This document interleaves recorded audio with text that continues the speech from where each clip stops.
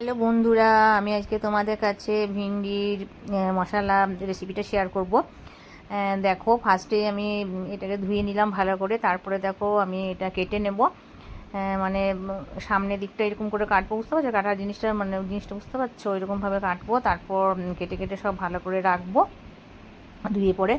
এবার ওটার সঙ্গে আমি কি কি দেবো দেখো। ওটার সঙ্গে আমি কর্নফ্লাওয়ার দিলাম, তারপরে তোমার বেসন দিয়েছি, নুন, হলুদ, গোলমরিচ গুঁড়ি, আর তোমরা কাশ্মীরি লঙ্কা গুঁড়ো দিতে পারো, তো আমি দিইনি। আর একটু আদা ঘষে দিয়েছি, মানে একটু টেস্ট হয় ভালো।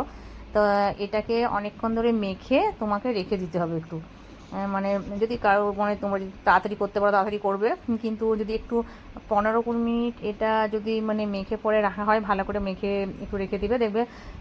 কিন্তু একটু জল জল মাখবে না, ঠিক আছে? একটু ঠিক করে মাখবে, যেমন ভালো করে তেল দিয়ে সেটাকে ভাজা হয়।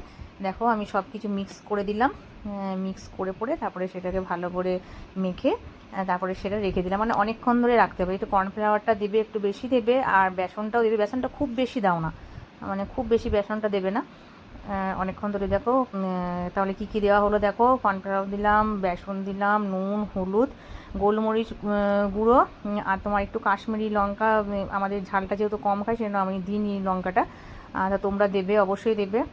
আর একটু যদি পারলে আদা ঘষে দেবে, একটু বেশি না, ভালো লাগবে না। তারপরে দেখো কড়াইটা গরম হলো, কড়াই তেলটা গরম হবে, তারপরে ওগুলো আস্তে আস্তে ছেড়ে দেবো। আমি 15-20 মিনিট মানে রেখেছিলাম ওইটাকে। তো যাই হোক, দেখো তারপরে আমি এটাকে ভাজছি। একবারে অনেকগুলো দিয়ে দেবে না, অনেকগুলো দিলে কিন্তু ভাজাটা ভালো হবে না। একটু ভাজবে, দেখবে লাল লাল করে ভাজাটা হবে। আর খুব ভালো লাগে, বিশ্বাস করো, মানে গরম গরম ভাতে খেতে এত ভালো লাগে।